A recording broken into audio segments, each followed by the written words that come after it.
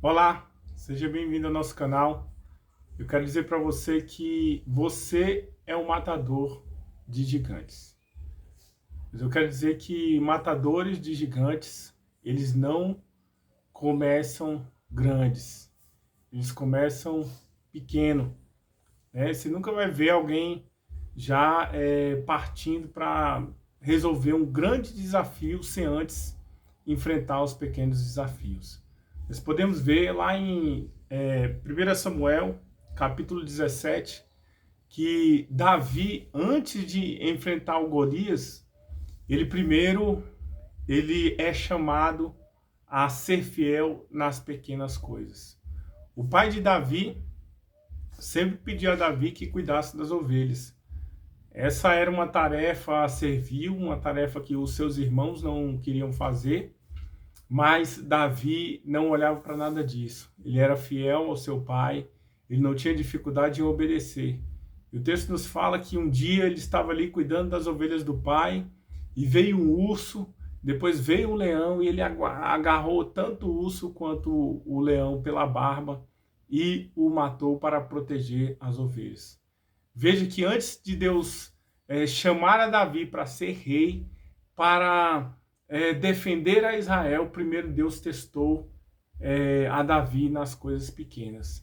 Eu quero dizer para você que se nós quisermos chegar a coisas grandes, a termos grandes capacidades de resolver grandes problemas, se nós quisermos aprender a matar gigantes, nós temos que ser fiéis, aprender a ser fiéis nas coisas pequenas.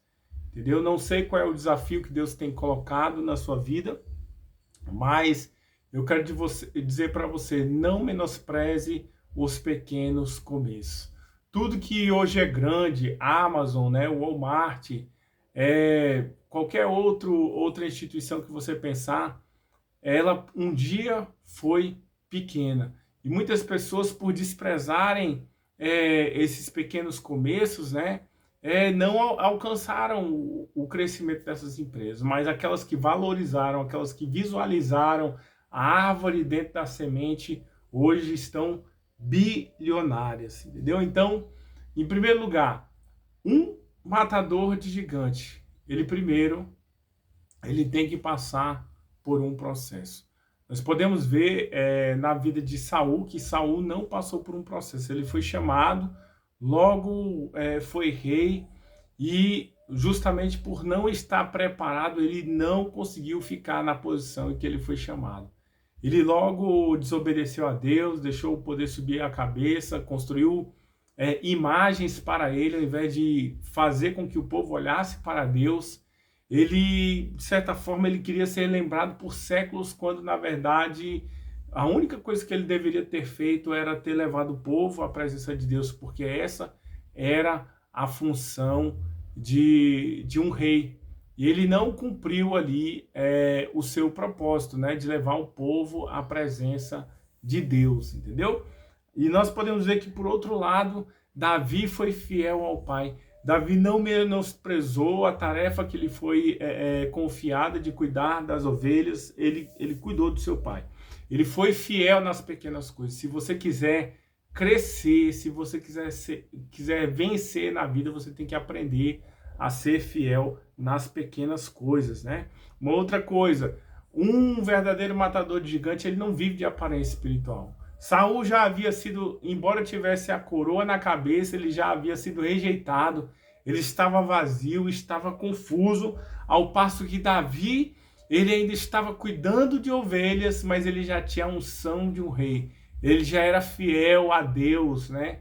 Conforme Deus queria, entendeu? Então, nós podemos ver que Saul, justamente por não estar preparado e ter perdido o Espírito Santo, depois ele precisou que Davi, que aparentemente aos olhos do homem não era ninguém, viesse tocar e expulsar ali o demônio de Saul. Ou seja, Saul vivia uma vida espiritual de aparência.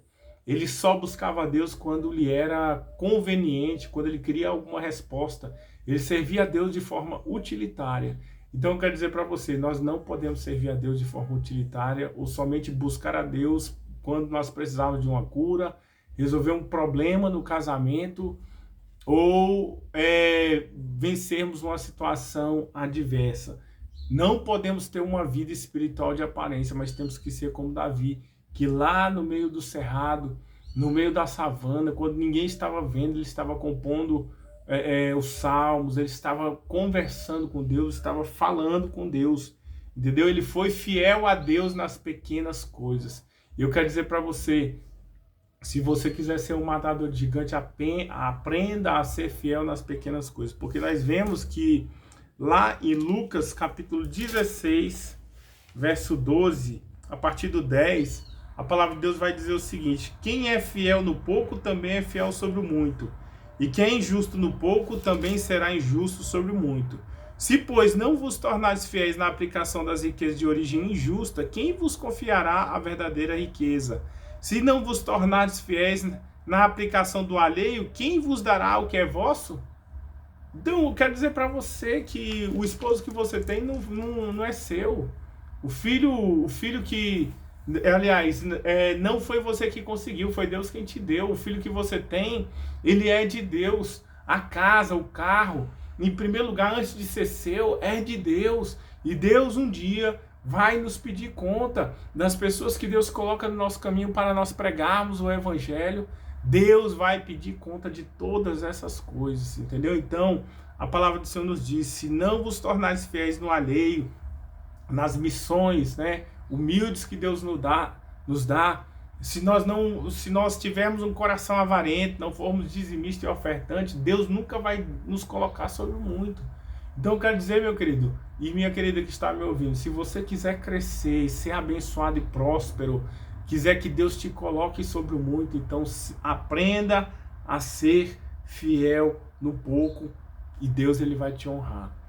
Aquilo que você quer alcançar, seja saúde, felicidade no casamento, ter uma família estruturada, abençoada, uma vida financeira abençoada, Deus já te deu tudo isso em forma de semente. Aprenda a plantar, porque se nós quisermos colher, nós temos que plantar. O plantio é uma escolha que você faz, mas a colheita, ela não é uma escolha. Você pode escolher a semente que você planta, mas os frutos, né, da semente que você planta, eles são obrigatórios. Se você está, quem sabe, reclamando de uma vida ruim, uma vida que não está como você quer, eu quero dizer para você, mude a forma como você planta. Aprenda a ser fiel no pouco e Deus vai te colocar sobre o muito. Aprenda a, antes de obedecer normas humanas, a obedecer à vontade de Deus, a perguntar: Deus, qual é a tua vontade? Qual é o teu querer?